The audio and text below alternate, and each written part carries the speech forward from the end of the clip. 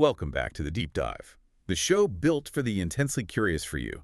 We take a stack of articles, internal reports, and historical research and distill it all down. Right into the most vital, actionable, and just fascinating insights. We're giving you the knowledge shortcut you need. Mm-hmm.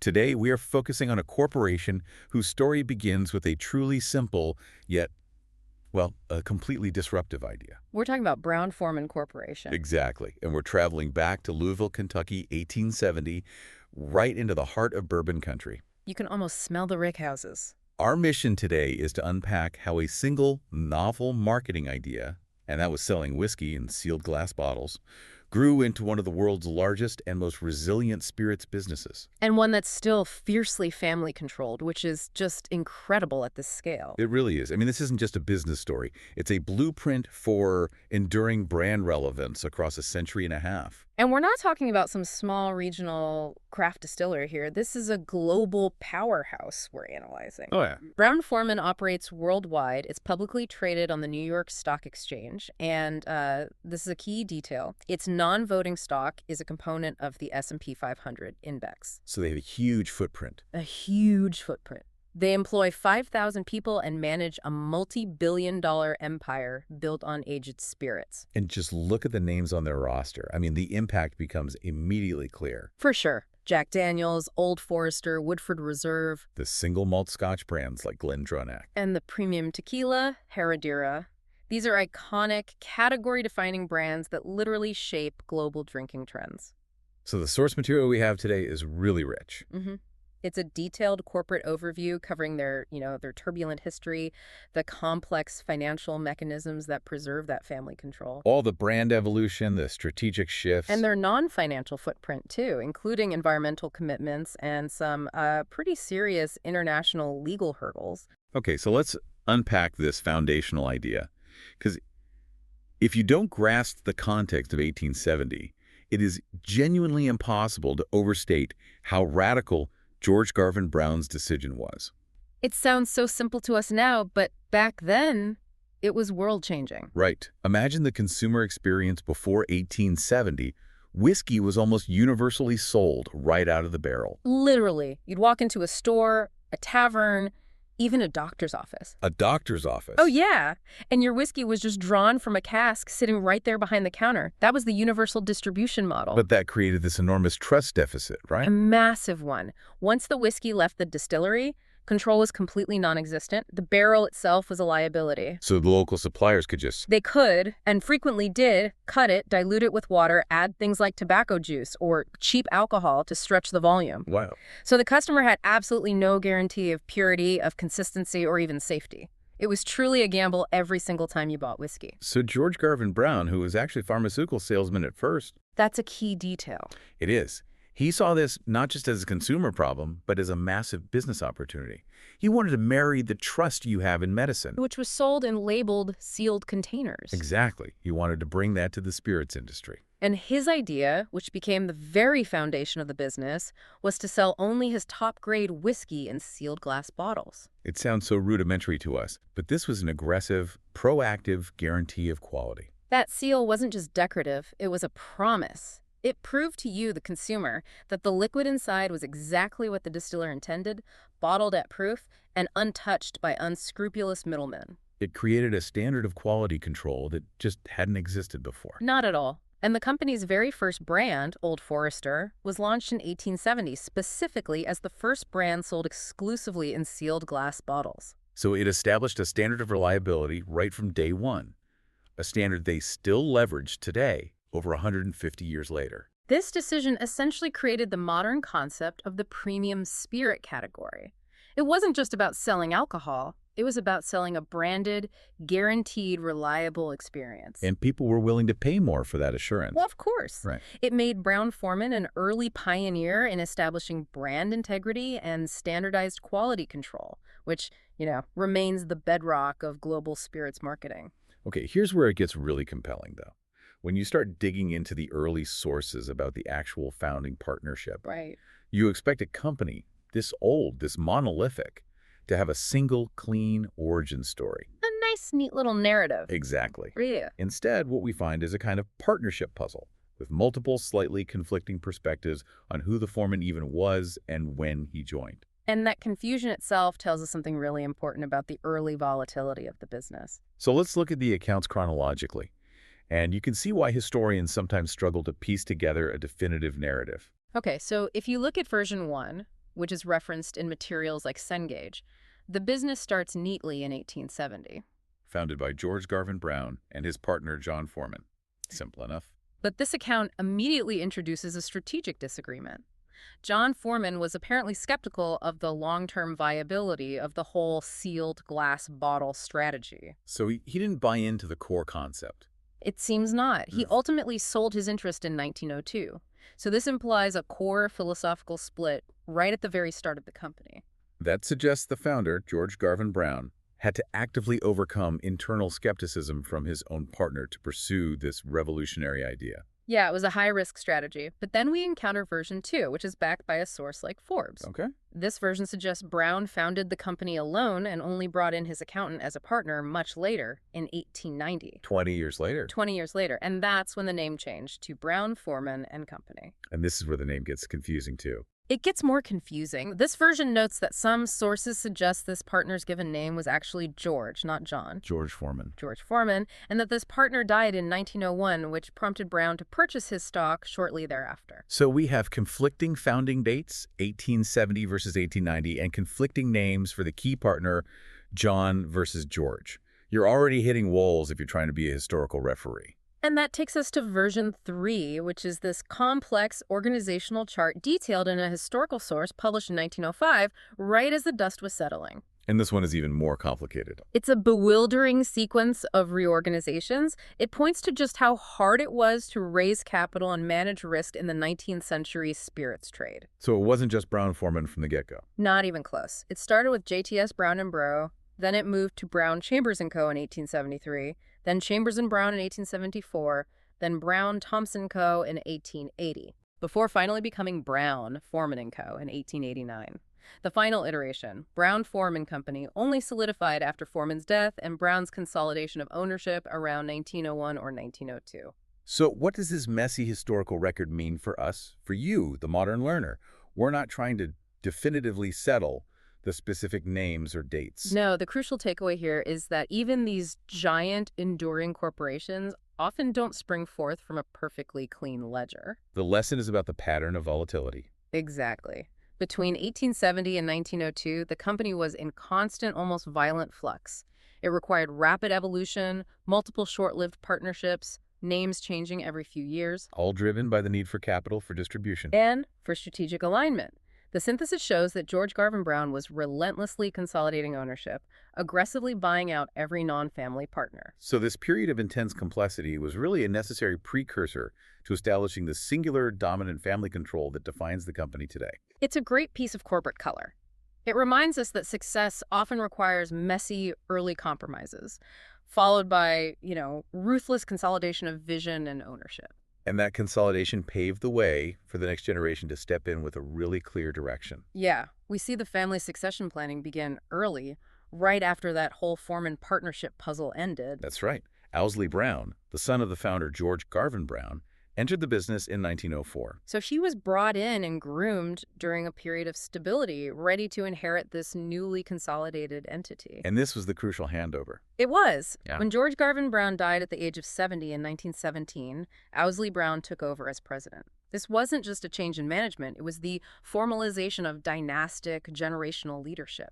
Ensuring that the company's strategic path, rooted in that founder's vision of quality and purity, would be preserved. Exactly. Okay, now let's pivot hard from 19th century partnership struggles and barrel sales to the contemporary massive corporation. A totally different beast. Totally.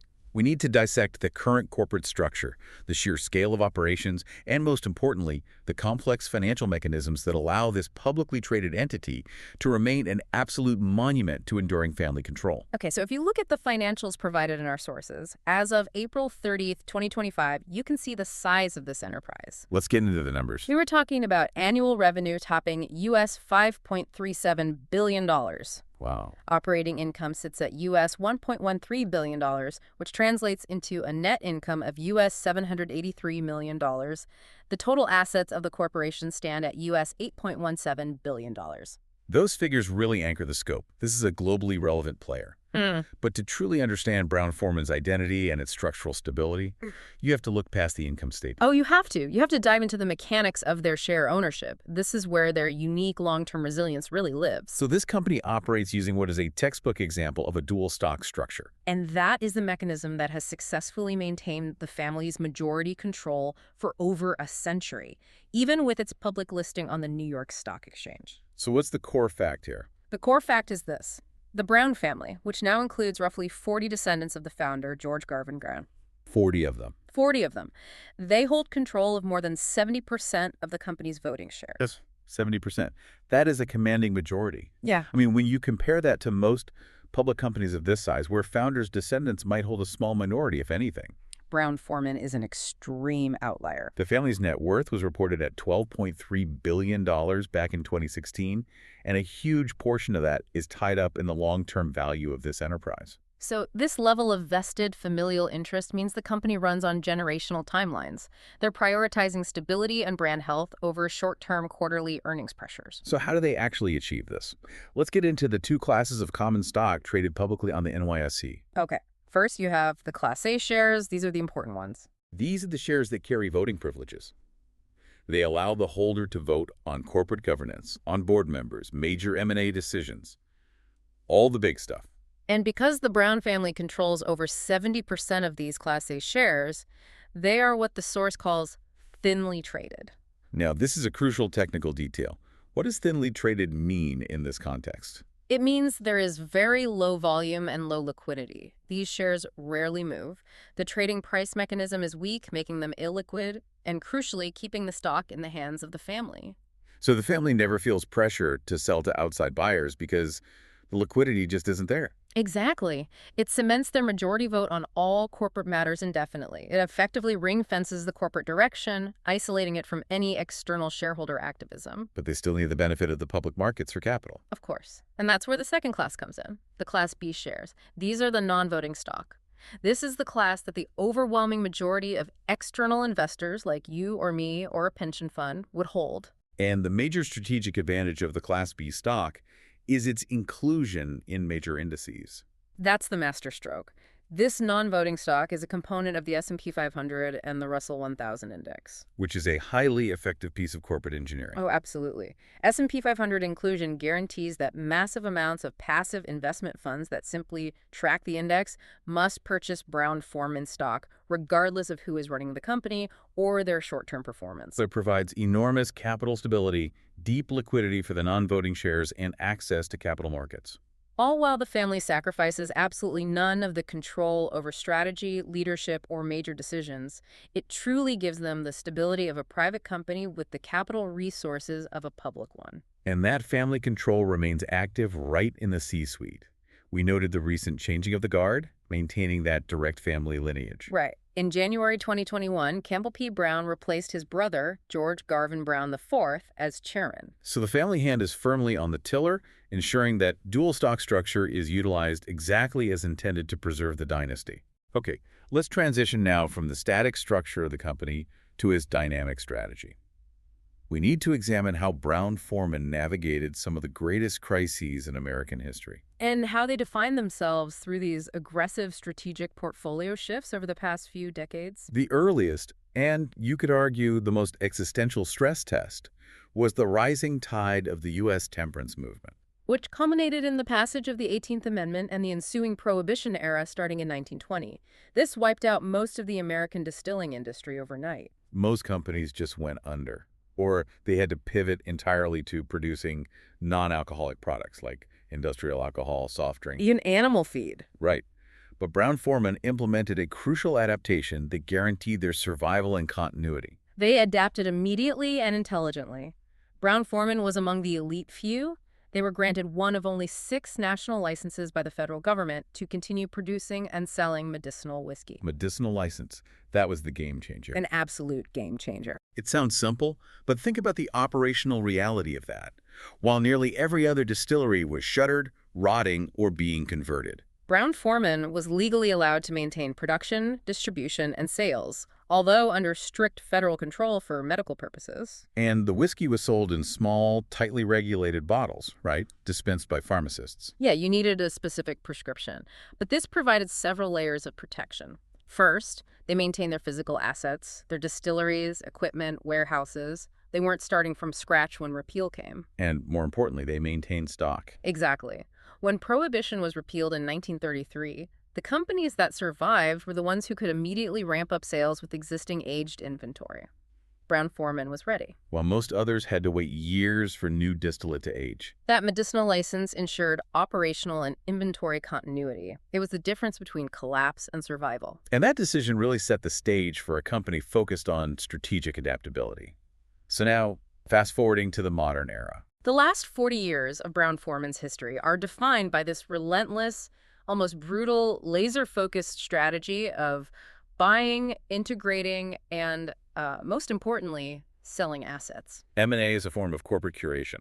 That's a great way to put it. It's ensuring every single asset aligns with a single high-margin vision.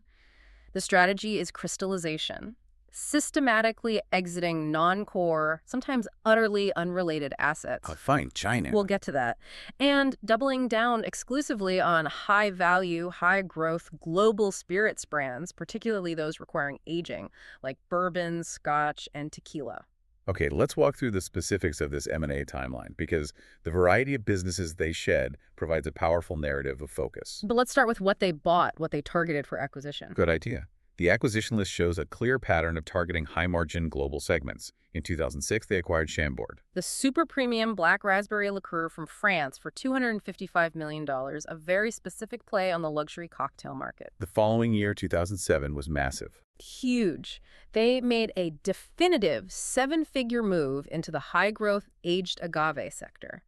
They acquired Tequila Herradura, which includes El Jimador and Casa Herradura, for a staggering $776 million. Wow. That's a clear signal that they were diversifying beyond American whiskey.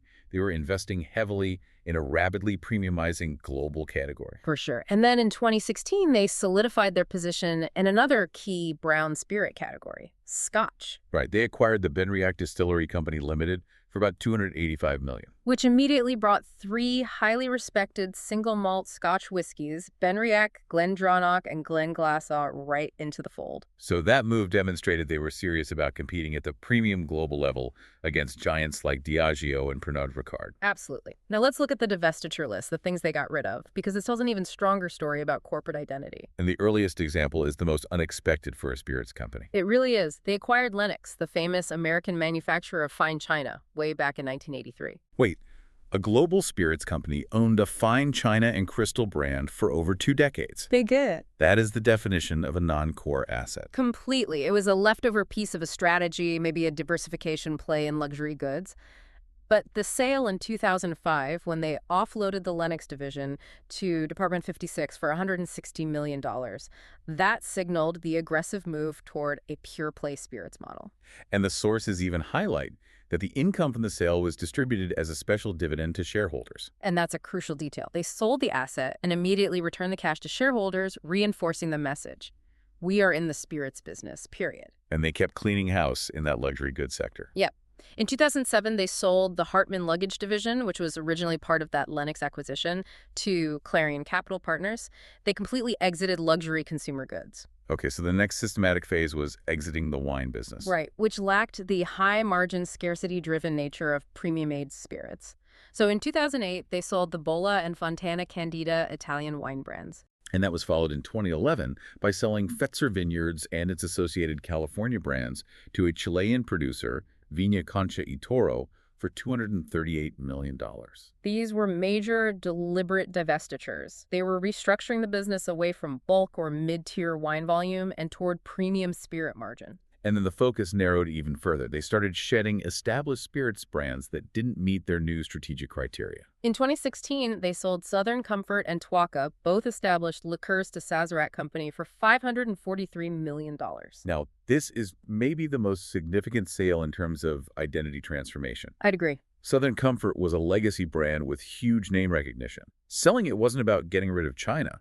It was a clear decision to shift from prioritizing high volume to prioritizing super premium margins. They were sacrificing tonnage for profitability per bottle. And that trend continued. In 2020, they sold two more legacy spirits brands, Early Times Whiskey and Canadian Mist, also to Sazerac. And these were often positioned as value or mid-tier offerings, so it just confirms that focus on the upper echelons of the market. And the most recent strategic move, which perfectly encapsulates this whole focus, was announced in late 2023. The sale of Finlandia vodka to the Coca-Cola Hellenic Bottling Company for $220 million. So if we connect all these dots for you, the listener, the undeniable corporate strategy is crystal clear, and it's been decades in the making. It really is. They exited everything outside of beverages. So China, luggage, gone. They largely exited the wine category. And within spirits, they are aggressively shedding brands that are seen as volatile, non-core, or commodity-driven. Which is exactly what global vodka tends to. Exactly. The goal is singular. Double down on high-value global aged brown spirits, bourbon, Tennessee whiskey, single malt scotch, and super premium tequila. This is a calculated long-term exercise in portfolio optimization. They're ensuring maximal profitability per unit. It's a textbook example of a company refining its focus to ensure its longevity in a market obsessed with premiumization. This brings us perfectly to the current global portfolio. So let's take a thematic tour of what they've chosen to keep and invest in. Yeah, this demonstrates the global reach and category diversity that defines the company today. And the historical center of gravity, of course, is still American whiskey. Their foundation. Yeah. And it's segmented between high-end Kentucky bourbon and global Tennessee whiskey. So within the Kentucky straight bourbon whiskey segment, they retain Old Forester, the founding brand which champions that sealed bottle legacy. And they have the hyper-premium, small-batch, prestige brand Woodford Reserve, which commands top-tier pricing and attention globally. And then you have the massive engine of global scale, Jack Daniel's. The giant. The giant. Yeah. The sources categorize it as Tennessee whiskey. This single brand provides enormous global scale, recognition, and consistent cash flow. It allows them to take strategic risks elsewhere. It's so globally ubiquitous, it often acts as the entry point for new customers in emerging markets. For sure. Now, moving across the Atlantic, they've strategically built a formidable presence in the world of Scotch. Post-2016, after that Benriach acquisition, they are serious players in the single malt market. Boasting Benriach, Glendronach, and Glenglassaugh. This commitment signals that Brown-Forman sees aged Scotch as a necessary companion to their premium American whiskey offerings. They're also strategically covering other international whiskey bases. They maintain Collingwood for Canadian whiskey and Slane for Irish whiskey. By having high-quality offerings in all major geographic whiskey segments, they mitigate risk and capitalize on varying international tastes. And maybe the most significant growth-oriented move of the last 2 decades was that massive commitment to tequila. Oh, absolutely. This portfolio is extensive, and it targets that explosive premium Mexican focus: Herradura, El Chimador, Don Eduardo, and Pepe Lopez. Tequila is a high-growth, high-margin sector, especially at the super premium end where Herradura is positioned. Acquiring Herradura for nearly $800 million wasn't just diversification. It was a massive strategic bet on a 21st century beverage trend. It shows they're not reliant on their 19th century foundation. They are actively shaping the future of their portfolio. And to round out the inventory, they keep a select few other brands that fit their criteria. Right. Chambord, the super premium black raspberry liqueur they acquired, which is perfect for the whole mixology trend. On the wine side, they've kept Sonoma-Cutter wines, known for their prestige Chardonnay and Pinot Noir. And they distribute Corbel sparkling wines, and we can't forget the smaller growing spirits categories that made the cut. Ford's Gin, which is a big favorite among bartenders, and the ready-to-drink coolers branded Little Black Dress. Okay, just to confirm a detail we mentioned earlier, while some general source material might still list Finlandia. Right. We know from the very specific 2023 financial and regulatory filings that this brand was sold to Coca-Cola Hellenic Bottling Company. And that sale is the latest, clearest illustration of their strategic decision to exit the volatile global commodity vodka market, focusing that capital instead on the production of more specialized aged spirits. So this highly curated, focused portfolio ensures Brown-Forman is positioned to capitalize on global shifts toward premiumization across all major categories. Whether that's for high-end bourbon, single malt scotch, or luxury tequila, they are selling fewer but far more expensive bottles. Right, for our final segment before the conclusion, we need to shift gears entirely. Okay. A complete deep dive has to move beyond products and financials to look at the corporation's external footprint, its environmental impact, its ethical posture, and its operational challenges in the global arena. This shift provides vital texture. It shows the company's character and the complex challenges of being a major multinational operator. So let's start with a significant positive achievement mentioned in the sources: their dedication to environmental stewardship. Right. In 2009, Newsweek magazine compiled its highly respected green rankings. And this assessed the environmental track record, policies, and transparency of 500 of the largest corporations worldwide. Brown-Forman achieved a very respectable position. Especially considering the nature of their manufacturing. I mean, being a distillery means you are reliant on natural inputs, massive quantities of water, grain, and wood for barrels. The environmental footprint can be significant. So despite this, Brown-Forman was ranked 63rd out of the 500 largest corporations overall. Which is a strong performance. And even more impressively, within their specific business sector, they were ranked third in the food and beverage industry globally. So this 2009 ranking demonstrates a serious, documented commitment to environmental stewardship. Which is crucial for their long-term viability. They're a company whose inputs like water purity for bourbon, sustainable wood for barrels, are directly tied to the quality of their final product. That reputation for sustainability is a valuable, non-financial asset. And it resonates with modern consumers. For sure. However, a global operation is never seamless. We have to transition now to a specific operational challenge they faced abroad. A regulatory controversy in the complex and very crucial Chinese market. Right. In 2011, Brown-Forman encountered a significant legal issue concerning its distribution network in China. They were specifically accused of engaging in illegal practices relating to how they interacted with their local partners. The sources outline two key accusations. First, they were accused of illegally subsidizing their local distributors. And this can involve practices like providing unrecorded rebates or promotional funds outside of official contractual channels, which can distort local market competition and violate specific Chinese commercial regulations. The second accusation stated that they subsequently delayed payment to those same distributors as agreed under contract. So it became a dual dispute, focusing both on regulatory compliance, the illegal subsidization, and contractual compliance, the delayed payments. And what was the outcome? The outcome, as reported by Chinese regulators, was a financial penalty. The Shanghai Administration for Industry and Commerce fined the company 2 million renminbi. Which, at the time of the ruling, was about US $320,000.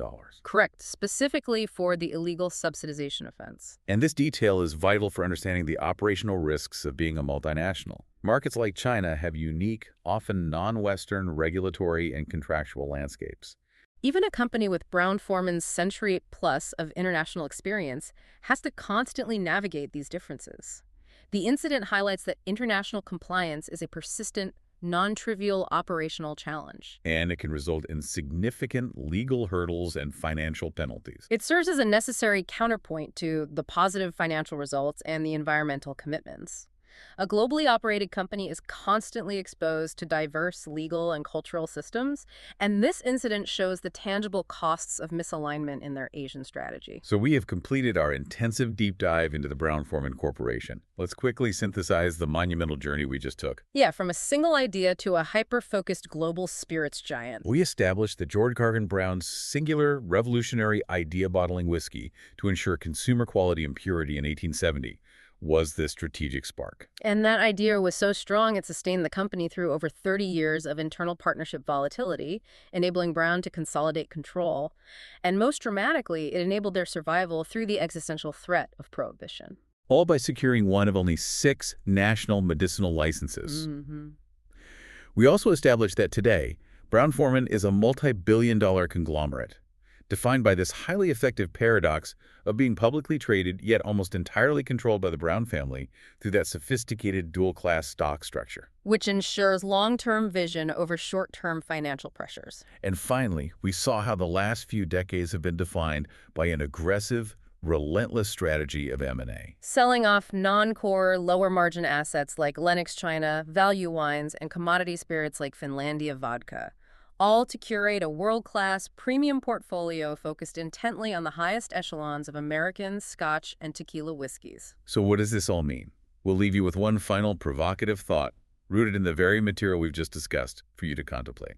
For a company defined initially by a revolutionary distribution method in 1870 bottling whiskey to guarantee trust, what does the constant strategic cycle of M&A, specifically shedding long-held, established, but non-core volume assets like Southern Comfort and Finlandia Vodka, what does that tell us about the future survival strategy of a major century-and-a-half-old corporation? Is relentless strategic focus reducing scope to maximize margin the only path forward for legacy dynastic brands seeking to thrive, not just survive, in the rapidly changing world of modern premium beverages? And perhaps more importantly, what historical assets, even beloved ones, might be next on the chopping block in the pursuit of pure, unadulterated premiumization? A great question to end on. Thank you for joining us for this deep dive. We'll see you next time.